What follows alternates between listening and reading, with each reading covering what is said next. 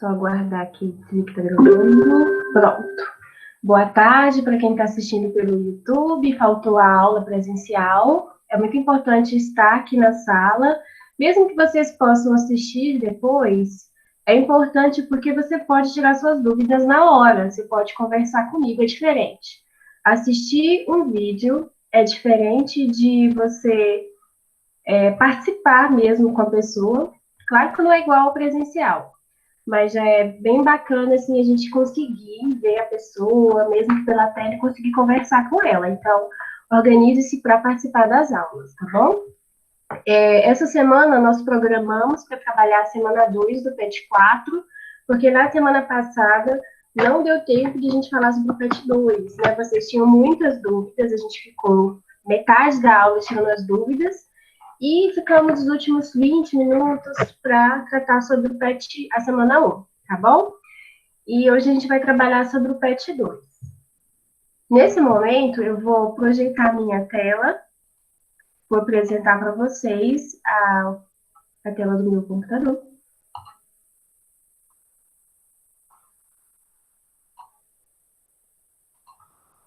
E aproveitar para fazermos a nossa lista de chamada.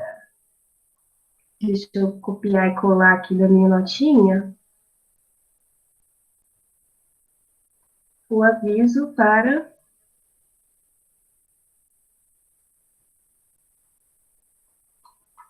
para vocês colocarem no chat. Quem já estava aqui semana passada pode fazer também. É só colocar nome, turma no chat. Hoje não precisa e-mail, só nome e turma, tá bom? Que foi o aviso 1, mesmo que eu falei na semana passada. Vou colocar aqui. Escrevam no chat agora, porque como está gravando, eu recebo separado um documento com tudo que foi escrito no chat. Então, lá eu vou ter o nome de quem estava nessa aula, tá bom? Outra coisa, outro aviso importante. Manter o microfone desligado. Por quê? Vários microfones desligados e imagens também, então vocês devem fechar vídeo e microfone. Elas interferem na transmissão. Então, começa a cortar o meu áudio, o meu vídeo, então não fica legal. Abra o seu vídeo e o seu áudio somente no momento que você quiser fazer uma pergunta.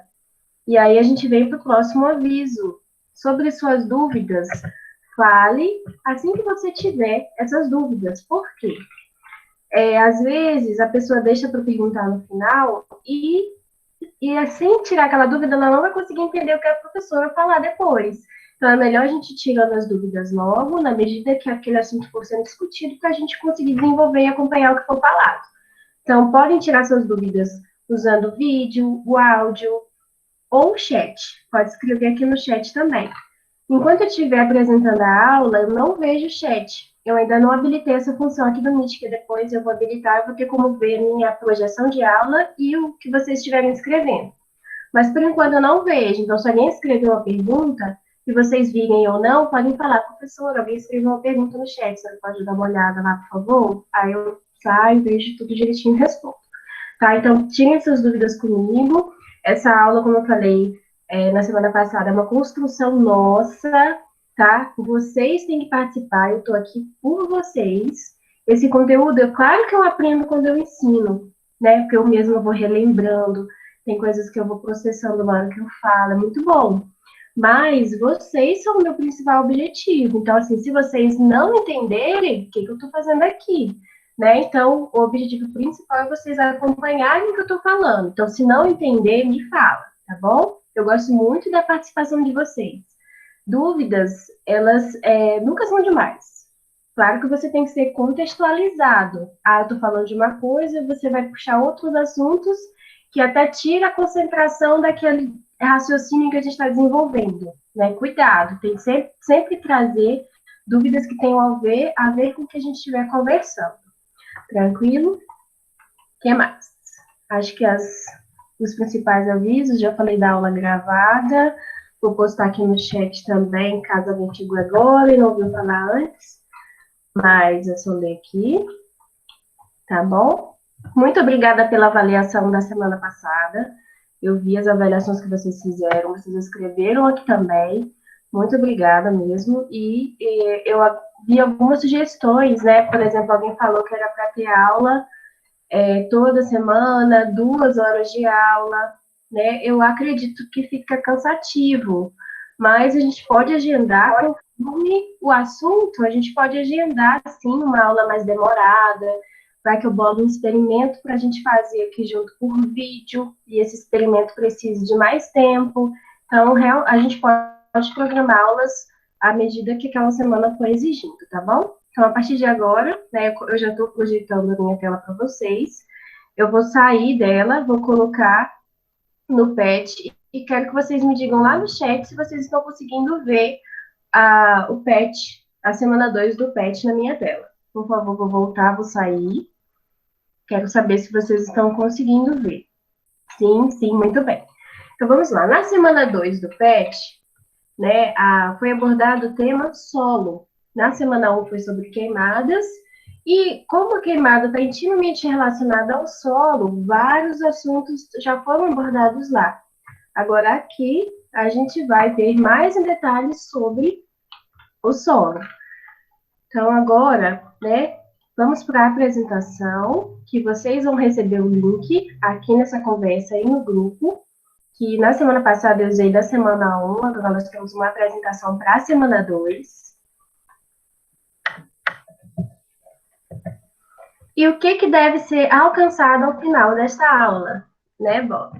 Diga para nós. Então, nós temos que analisar nessa parte do PET o que nós devemos alcançar com o estudo dessa semana. Compreender a formação de solos, enumerar funções do solo no ecossistema e classificar os tipos de solo, entender as consequências da alteração da permeabilidade do solo nos diferentes ambientes. Tá? Então, tendo em vista esses objetivos, né, em que nós devemos focar nesse PET, né? Entender a estrutura do solo, os componentes e a função. Então, a primeira coisa que o PET traz, quem tiver o seu PET pode ir dando uma olhada. Eu baseei essa aula no PET. Semana passada eu li o próprio PET. Hoje eu estou usando essa apresentação, né, que trouxe umas imagens para ficar mais dinâmico. Mas o que é o solo? É a camada mais fina, é a camada fina e mais superficial da crosta terrestre. Então, para entender esse conceito, a gente precisa relembrar o que é a crosta terrestre. Era o conteúdo do 6º ano, né? Agora passa a ser conteúdo do 7º. Isso significa que vocês viram ano passado que a Terra tem camadas internas, crosta, manto e núcleo. Daí tem as várias subdivisões dentro de cada uma dessas partes. A crosta é a camada mais superficial, né? Então, aqui, nesse desenho que vocês estão vendo, essa parte cinza aqui mais superficial. Em aulas anteriores, vocês, do PET 2, vocês viram placas litosféricas, né? Lembram disso? O que são as placas litosféricas? É porque a litosfera, que é uma camada formada pela crosta e pela parte superior do manto, ela é toda subdividida em grandes pedaços de rocha. E aí nós temos as placas litosféricas. A parte mais superficial da litosfera é a crosta. Tá? Então, o solo é a camada mais fina e superficial da crosta. Crosta ou crosta, né? Tem gente que fala dessas duas variações. Então, a gente viu também no conteúdo do 6º ano que essa crosta, ela vai mudando de espessura dependendo da região do planeta em que ela está. A continental costuma ser mais espessa do que a oceânica. Deixa eu sair essa barrinha aqui, para vocês conseguirem ver. Eu acho que está cobrindo. Isso. Olha aqui a grossura da crosta continental comparada com a oceânica. Então, a espessura da crosta varia. A do solo também varia, tá? E de que esse solo ele é composto, essa camada mais superficial da crosta? Né? O solo ele é dividido em várias camadas que são chamadas horizontes. Esses horizontes recebem nomenclaturas, né, que são representadas por essas letras O, A, B, C e R.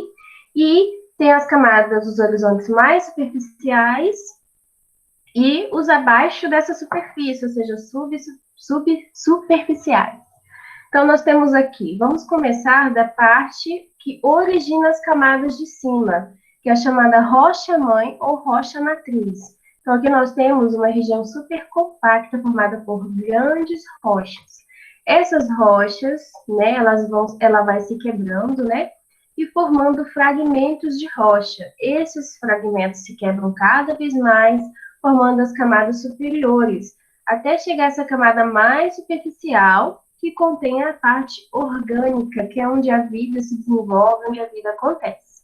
Tá? Então, aqui nós temos vários horizontes formados pelas rochas, pelos fragmentos de rochas ou pelos minerais bem pequenininhos originados pela quebra dessas rochas e mais matéria orgânica. Então, aqui embaixo, né, nós temos o solo é composto por várias camadas, desde a rocha-mãe que lhe deu origem até a parte mais superficial onde pisamos.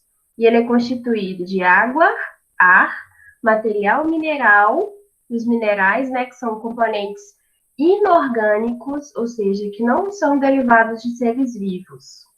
E nós temos também os componentes orgânicos, contendo ainda mais os organismos. Então, o solo, ele é uma estrutura super complexa, formada por todos esses componentes. Alguém tem alguma dúvida? Se quiser, a qualquer momento, pode interromper a aula, fazer um comentário, ou perguntar, pedir para eu repetir de novo, tá bom? Mas está gravado, qualquer coisa vocês podem assistir novamente. E qual que é a origem do solo? Né? Como eu já citei antes, enquanto eu explicava as camadas, o solo ele se origina da fragmentação de rochas. O que faz essas rochas se fragmentarem, ou seja, se quebrarem? O intemperismo. O que é o intemperismo? O temperismo é a ação de quebra realizada por vários fenômenos. Podem ser fenômenos naturais, né? Normalmente são fenômenos naturais, como ação de chuva, vento, sol forte, variação de temperatura, a mesma a pressão realizada na superfície, seja por seres vivos, seja por máquinas. Então, o intemperismo ele é o desgaste das rochas devido a essas diversas forças. Então, intemperismo, desgaste por todos esses fatores, né? Que eu citei os exemplos. Então, as rochas elas são quebradas por esses fatores, ou seja, elas sofrem intemperismo. E, além disso, o solo ele é originado da reciclagem da matéria orgânica. Então, toda vez que algo de origem de ser vivo morre ou cai naquele solo e começa a se decompor, ou seja, se desfazer, a sua estrutura viva, ela vai se desintegrar e fazer parte do solo. Porque se nós fôssemos analisar em detalhes a nossa composição, nós somos compostos o quê? De proteínas, sais minerais, proteínas, carboidratos, já tinha falado proteínas, né, lipídios, que é gordura. Então, quebrando tudo isso, a gente vai formar pequenos componentes que são devolvidos ao solo quando aquele ser vivo ele morre e se decompõe. E aí essa matéria orgânica ela vai fazer também parte do solo, tá? Quem faz essa quebra dos seres vivos? Os organismos decompositores, os micro-organismos decompositores, que são quem? Fungos, bactérias, principalmente, tá? Que fazem essa quebra. Então, a origem do solo está mais relacionada à quebra de rochas magmáticas, né? Eu não sei se vocês lembram do conteúdo do ano passado, que falava sobre os tipos de rocha. Podem ser 3 tipos: magmáticas, metamórficas ou sedimentares. No PET é trazido que o solo se origina da quebra de rochas magmáticas, do intemperismo de rochas magmáticas. Por quê? Lembrem-se do que vocês já ouviram falar sobre a origem do nosso planeta, né? No início, logo no início, a superfície do planeta ela é toda coberta de rochas derretidas, né? Minerais derretidos fluidos. Vocês devem ter ouvido falar sobre constantes erupções vulcânicas, que o planeta era totalmente coberto por lava. Sim, porque tem a ver com a origem do nosso planeta, né? Da explosão que originou o sistema solar, houve uma concentração ali de material que estava ali em fusão nuclear, né, pegando fogo, e aí de fora para dentro, esse fogo, essas chamas, essa lava foi resfriando. Então, a parte de fora, ela já foi inteiramente formada por por magma, né? A gente poderia usar essa expressão. E aí ela foi se resfriando e foi formando a crosta mais internamente e depois as camadas mais internas. Tanto que vocês sabem que mais para dentro do nosso planeta nós ainda temos o magma, né? E lá no núcleo também nós temos rocha, uma parte da rocha lá também, sem ser em forma sólida, né? Está em formato, não sei se é pastoso, não é líquido, acho que é pastoso, tá? Então, logo no início, toda a rocha que existia no planeta era magmática. Então, todo o solo que se originou pela primeira vez se originou a partir de rochas magmáticas. Só que, depois que essas rochas magmáticas foram quebradas e originaram o solo, os outros dois tipos de rocha passaram a existir. As sedimentares, que são formadas pela rejunção desses grãos, e aí eles passam por um processo que forma novamente uma rocha, e a gente não tem mais uma rocha magmática nesse caso, mas uma sedimentar, não é o objetivo da aula, por isso que eu não estou entrando para os detalhes.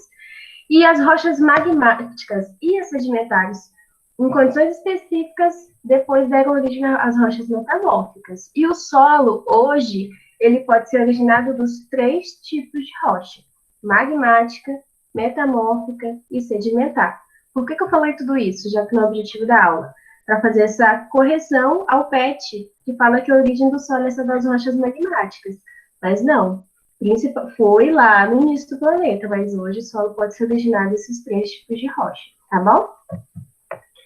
Rocha sedimentar, né, que foi o que eu citei, depois vocês podem dar uma lidinha no tempo para relembrar desse conteúdo, que é do sexto ano, que vocês viram no sexto ano.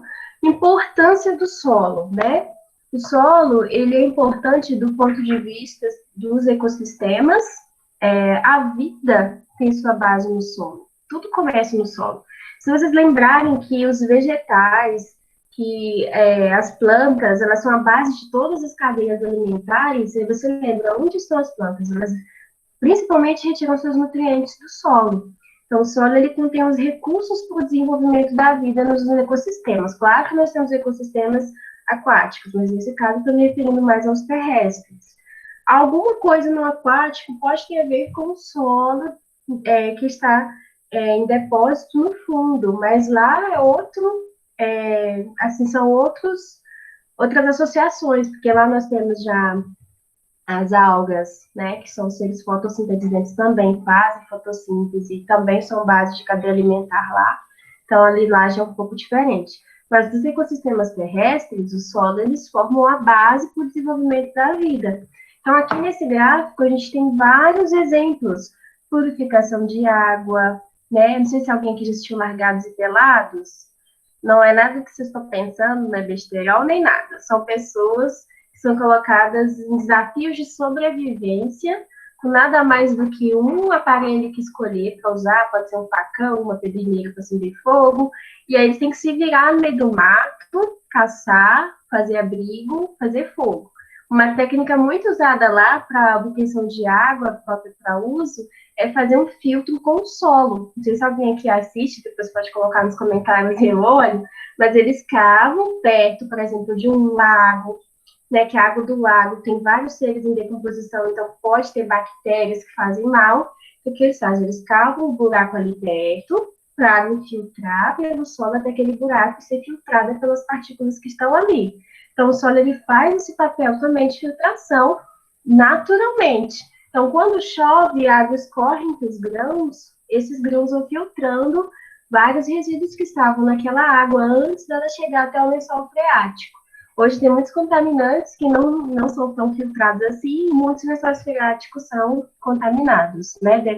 Graças à nossa incrível inteligência, que cada vez mais cria mais tóxicos, mais venenos que se voltam contra a natureza e nós mesmos, né? Enfim, mas vamos lá.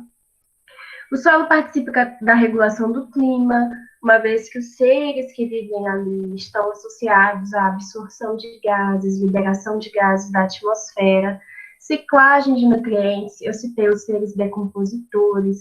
Ciclar seria fazer um ciclo, fazer com que as coisas, elas girem. O ser que cai morto ali naquele solo, ele é reaproveitado, vai ser absorvido por uma planta, vai ser absorvido por uma bactéria e passar para o próximo ser da cadeia alimentar, tá? Então, isso a gente chama de ciclagem de nutrientes. Habitat para os organismos, então, no solo vivem vários seres vivos. regulação de enchentes, né? O solo ele ajuda no escoamento da água, tanto que daqui a pouco a gente vai citar, quando não há esse escoamento, quando o solo ele é impermeabilizado, a gente corre grande risco de ter enchentes naquele lugar, porque a água não tem para onde ir, para onde escorrer. Fontes de recursos genéticos e farmacêuticos, né? Os micro-organismos presentes no solo, eles são muito utilizados para estudos, para a produção de remédios, base da infraestrutura humana, as nossas construções são feitas no solo, né? Quem gosta da área de engenharia civil, meu marido ele faz engenharia civil, e assim, ele fica fascinado com o estudo de solo, tá? E quem gosta depois pode me pedir o contato dele para tirar umas dúvidas, ele vai gostar.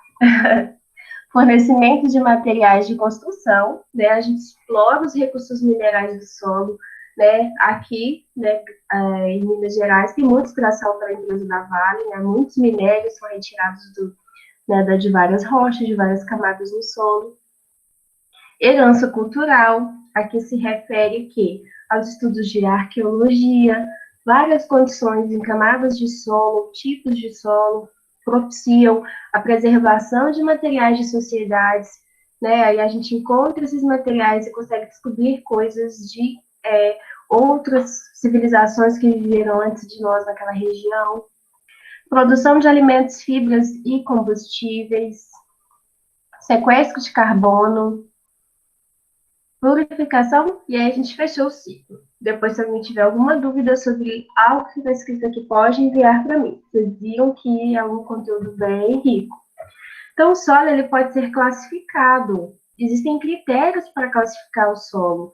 A espessura dele, ou seja, da superfície até a rocha que dá origem, né? Qual que é o tamanho dela? É um dos critérios para classificar.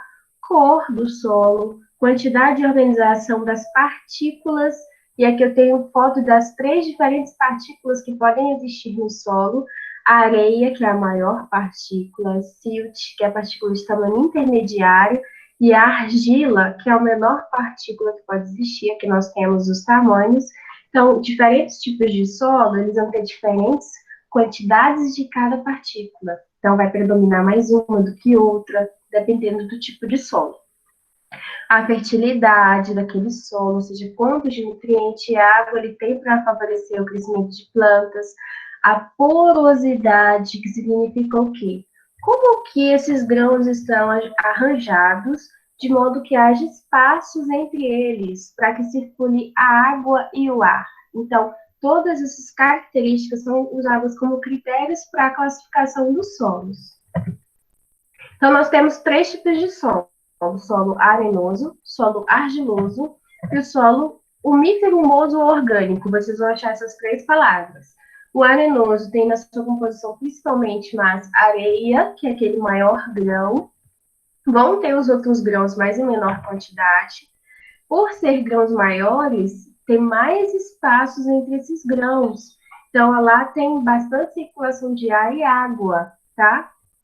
Solo argiloso, formado por grãos de argila, que é aquele menorzinho que a gente falou. Os poros, ou seja, os espaços entre esses grãos são muito pequenos, porque eles são tão pequenos que eles ficam muito próximos entre si. Então, ali, a água circula com dificuldade. Então, se eu fosse colocar água nesses 2 terrenos, qual deles seguraria água? O solo argiloso, porque a água não consegue passar entre eles, então ela fica ali retida. Tanto que a gente costuma ver lama, sabe aquela lama vermelha bem fininha? Por que aquela água fica empoçada ali naquela lama, né? E não infiltra para as camadas inferiores ou infiltra com mais dificuldade? Por causa dessa redução na porosidade desses grãos, tá? Então a água não consegue passar entre eles.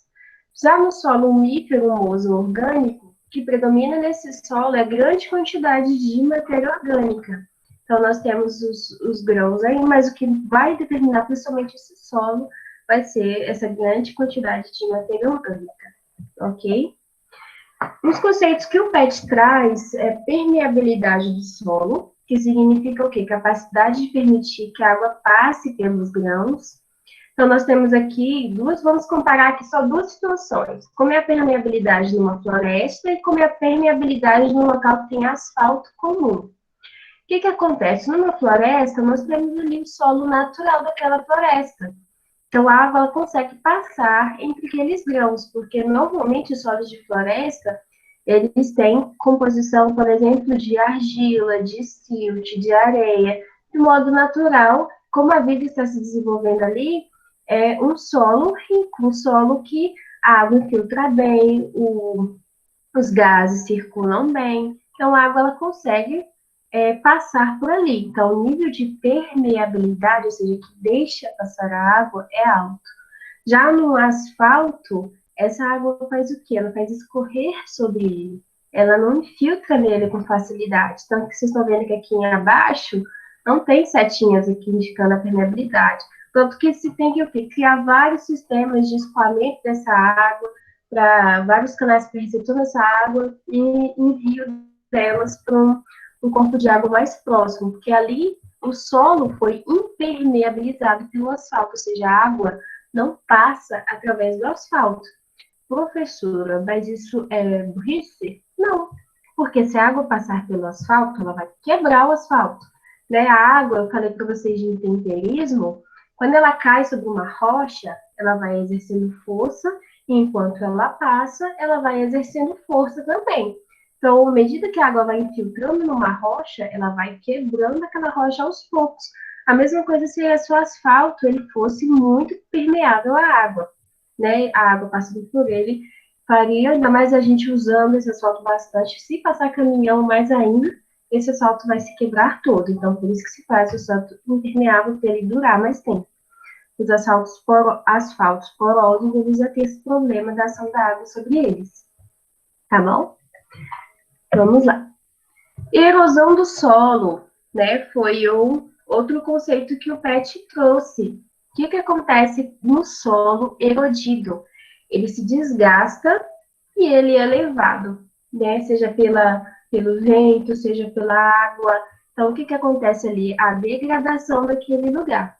O que pode causar a erosão do solo, professora? Várias faltas de cuidado com aquele solo.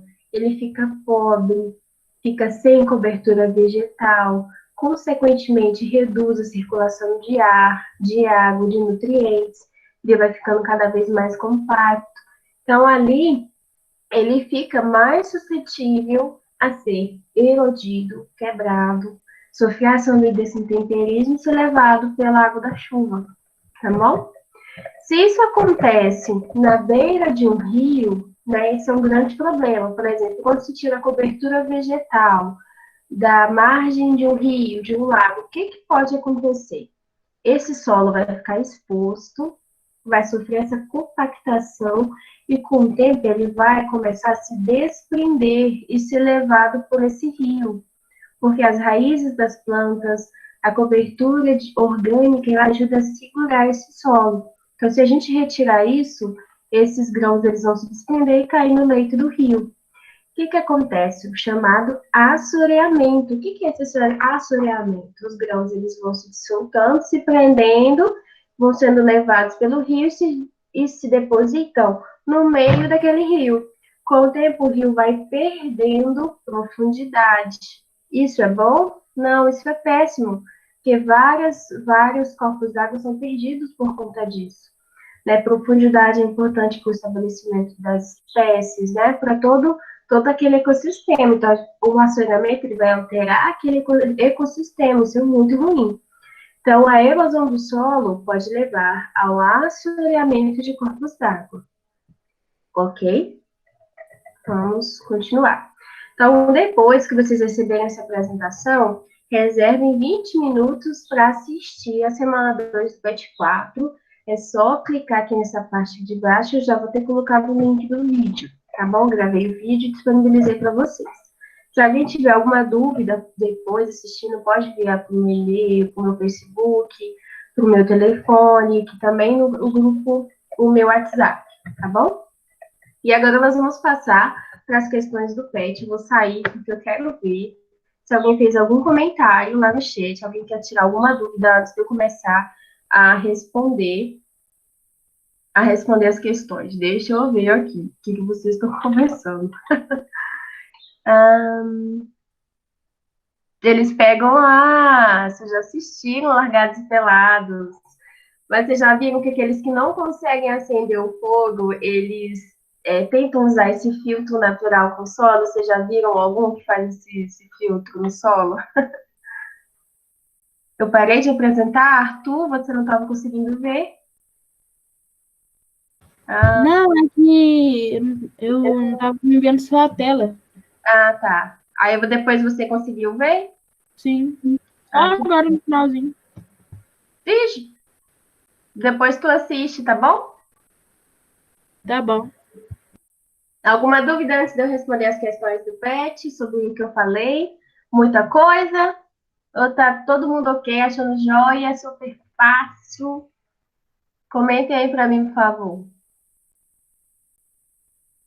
Pode ir, ok, tá ok. Pode continuar só, gente inteligente. Muito bem. Tá, gente, vamos lá. Eu sei que às vezes são algumas palavras, né, que a gente acha estranho e acha que não vai lembrar depois. Mas, à medida que a gente vai lendo, vai estudando, a gente vai se acostumando com elas. E elas se tornam palavras usuais, tá? Então, não se assustem com esses conceitos que eu vou trazendo, palavras novas.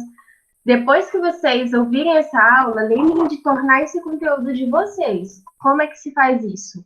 Fazendo resumo, fazendo esquemas, respondendo as atividades. Se a gente só ouvir e falar assim, tô entendendo tudo, tá, vou ficar só assim. Aquele conhecimento, ele não vai se fixar bem no nosso cérebro. Então, a gente tem que ver, acompanhar, entender tudo e depois chegar e fazer os próprios esquemas, os próprios resumos. É assim que a gente estuda, tá bom? Dica de Tia Geise. Tia Geise. Meu sobrinho me chamou assim, gente, desculpa. Enfim, vamos voltar ao PET. Tá? Agora nós vamos responder aqui as questões. E o que eu não falei na aula, a gente vai retomar eles nas perguntas, tá bom? Então, nessa apresentação que eu vou compartilhar com vocês também, ela vai ter as perguntas e as respostas. Começando da primeira pergunta, cite as funções do solo no ecossistema. Então, a gente viu um esquema, né, geral, com funções para os ecossistemas e para nós. Daquele esquema que a gente poderia citar e que o PET também traz como importância, que são palavras do PET, é que o solo como fator abiótico, ou seja, não vivo, né, que não, todos os ecossistemas têm fatores bióticos e abióticos. Bióticos são aqueles que têm vida, abióticos são aqueles não vivos. Por exemplo, fator biótico, professora, água, os gases em geral, os minerais em geral do solo. Então, o solo, ele é um componente abiótico dos ecossistemas. Então, como fator abiótico, ele influencia diretamente nos seres vivos, como habitat, ou seja, local de morada para esses seres, e fonte de recursos naturais importantes para a manutenção da vida, como sais minerais e água. Então, os ecossistemas seriam essas importâncias. Todas as outras em relação a enchente, que mais? Regulação de clima poderia até incluir aqui, mais enchente, herança cultural, são coisas muito relacionadas a nós humanos, mas do ponto de vista dos ecossistemas seria esse. Se tivesse perguntado mais a nível global, a gente poderia colocar esse regulação do clima, ciclagem de nutrientes, tá? Mas do ponto de vista dos ecossistemas, a gente pode ficar só nessa resposta mais superficial, tá bom? 2. Observe a imagem abaixo, identifique o nome do impacto ambiental evidente e cite consequências para o solo. Então, nós temos aqui, né, troncos de árvores cortadas e a própria legenda já nos dá parte da resposta, que seria o impacto desmatamento. Ele desprotege o solo, causa erosão e assoreamento de rios, né, que é o acúmulo de sedimentos na água pela ação da chuva e pela ação humana. Então, esse desmatamento, a primeira coisa que ele vai fazer é deixar o solo exposto, porque a cobertura vegetal, como eu citei antes, ela segura esse solo, ela impede que ele receba uma radiação solar direta e muito intensa, que pode alterar a composição dos seres vivos que fazem parte desse solo, a quantidade de água que está ali na superfície. Então, manter uma cobertura vegetal é super importante para a preservação desse solo. E aqui a gente já tem um exemplo, né, de um impacto sobre este solo. Vocês não precisam copiar agora, porque vocês vão receber esse link, tá bom? Eu preciso só que vocês entendam quais são as respostas. 3. Com base nos estudos sobre o solo, responda. Como o solo é formado, né? Nós abordamos tudo isso. Fragmentação de rochas, né? Vocês podem resumir bastante isso daqui, porque isso aqui seria uma resposta completa. Mas se fosse para colocar, tem pouco tempo para responder, eu quero colocar o essencial. Então, o solo é formado pela fragmentação das rochas e pela decomposição da matéria orgânica. Pronto. Ele é formado por esses dois componentes. Né? A B. Cite os principais tipos de solo. Solo arenoso, solo argiloso e solo micro-orgânico, que nós citamos durante a aula, tá? Então, não preciso, mais uma vez, explicá-los. Qual tipo de solo é o mais fértil para a agricultura? Então, já comparando aqueles três ali, seria o solo mífero, pois a predominância de matéria orgânica em decomposição, chamado adubo, sendo muito fértil e excelente para a agricultura. Então, o solo orgânico, aquela matéria orgânica que está em decomposição, ela nutre o solo com várias substâncias, né, minerais que as plantas precisam para se desenvolver.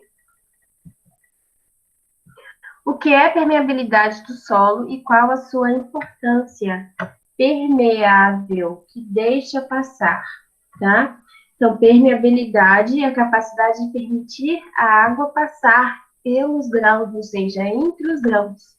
Ela é fundamental na distribuição, manutenção e qualidade da água dos nossos reservatórios naturais, como águas subterrâneas, rios e lagos. Então, a permeabilidade do solo, ela é importante existir.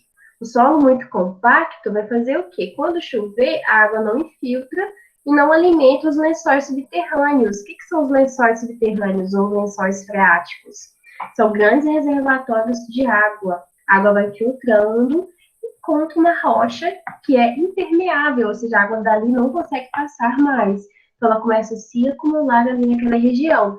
E existem várias regiões dessa no subterrâneo e é super importante que tenha, porque são esses lençóis freáticos que vão alimentar outros corpos d'água, que vão ser fonte de água para várias espécies vegetais que vivem ali. Então, deixar a água passar, ser permeável é super importante para o solo, para o surgimento dessas águas subterrâneas, rios e lagos. Alguém quer fazer uma pergunta? Alguém que está com o áudio ligado? Alguém escreveu algo? Deixa eu ver. Ok. Tá. Vai chegar alguma pergunta. Me desculpa, vou voltar.